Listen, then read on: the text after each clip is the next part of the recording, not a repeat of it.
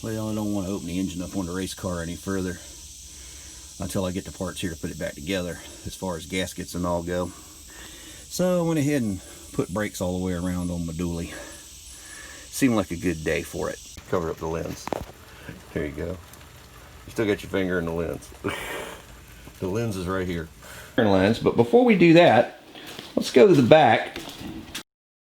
Had to put tires on the shop truck. Then we had a little Dodge Cummins project come in to do a little idle motor control motor on it.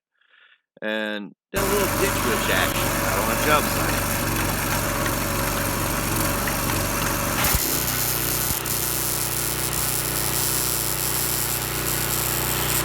Hey, welcome to the channel. So, in case you're wondering what I'm doing here, I've filmed a lot of stuff in the last couple of weeks and I haven't had a chance to get it edited. I've been pretty busy, and a lot of the stuff I've done has been work that my clients did not want filmed, and as an entrepreneur, I have to respect their wishes or they won't be my clients any longer.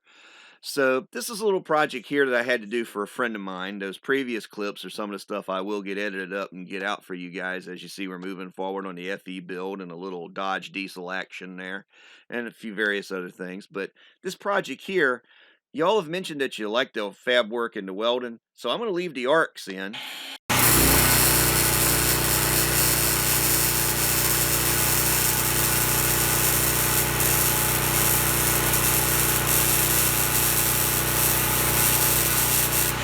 And we'll try this time. If you like it, let me know. If you don't like it, let me know. I still have mixed feelings about it from an artistic or film and cinematographic standpoint. But what we had here, my friend needed this bracket made, and I made the decision before I headed down to the big box store that if I couldn't find a good heavy bracket, I would grab a piece of strap steel and make one, and that's what I did. Here comes another arc here in a couple of seconds.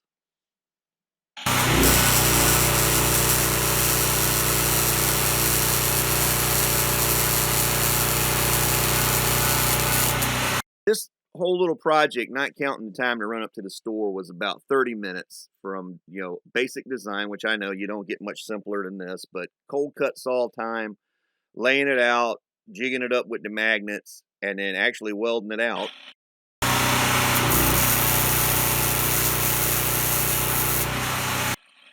It took about 30 minutes to make the part. And then I had to paint it and wait for it to dry. And it dried fairly quick because of the heat in the metal. I probably burned on it a little more than I should have a couple of times and got it a little hot. But it's still good for what she's going to use it for. And it took me about a half hour to install it once I got out onto the site where it needed to go. But it's little projects like this to help you keep your skills sharp and just give you an opportunity, like in my case, to play with my new welder here. And I'm still kind of on the fence whether I'm going to make a full review video on this machine.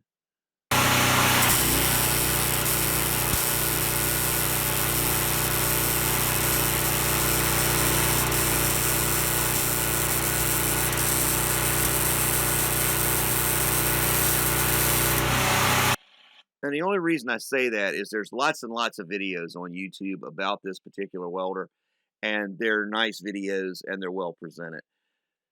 So far, I love it. I'm going to give it its stick welding test here in the next couple of weeks. I got to do some on-site stuff where I'm going to be running some 6010 and 7018 rods with it and cranking it on up to 200 amps. And we'll see how it does. And I'm running it remote off of a generator. That's why I've been kind of playing with it with the generator here in the video.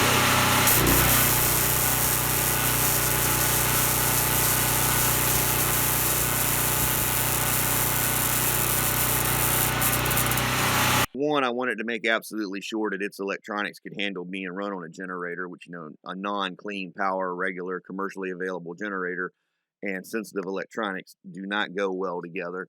And that's something to keep in mind if you didn't already know that. Like if you plug your computer into one, you can mess your computer up.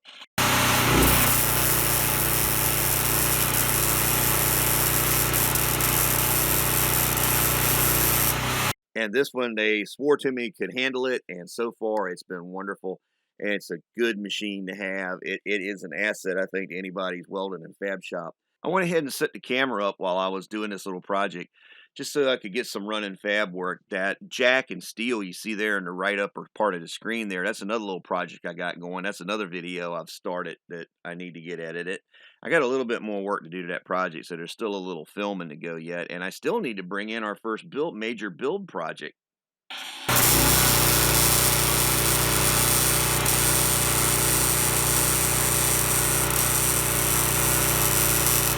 I finally got the car moved, and now I'm just waiting to get organized to get it in the shop and get set up to take off on it. I got a cam for the black car, and I was going to go ahead and put it in, but it's got a little too much duration, and I'm going to have a piston to valve clearance issue. So if I got to do all that, I might as well go ahead and put my engine back in the car or build my new engine, and that's kind of the decision I'm looking to make there. I have decided to go ahead and take the rest of the year off as far as actually me going racing, but Bubblegum will still be racing, and I'll still be shooting track videos on the days we're open. It's just one of those things, adapting to the situation and being able to stay on top of things. And as this video shows, I'm doing what I always say, practicing my skills, not really learning a new one, but I am learning the intricacies of this new welder. And I've already said it in this video, I love this machine. It just burns so nice. It's like butter, but I think I had gotten used to my old machine, which I'd had for like 20 years. It welded good, but I think near the end, I was so used to it, it wasn't necessarily welding as good as it had been just because the parts were getting old inside of it. And then this new one's got all the latest technology, and it's an inverter style machine. And I like it. I really do so far. And that's why I'm on the fence on whether to make a video about it or not. So if y'all want to see a video on the welder, let me know. I'll be glad to do it. I'd also like to give a shout out to Mr. Dallas Brown, the president, the CEO, the head of the AHRA, American Hot Rod Association, for coming up with this awesome trophy for this weekend's Richie Bowden Memorial Race at Northeast Dragway. We really appreciate it, Dallas, going the extra mile to come up with something like that for us. Thank you so much. As always, practice your skills, learn a new one. Either way, turn it into craftsmanship. You never know how far it'll take you. Thanks for watching. I hope you enjoyed the video. And until next time, this has been Fab Race Mod Repeat. Thanks for watching and have a great day.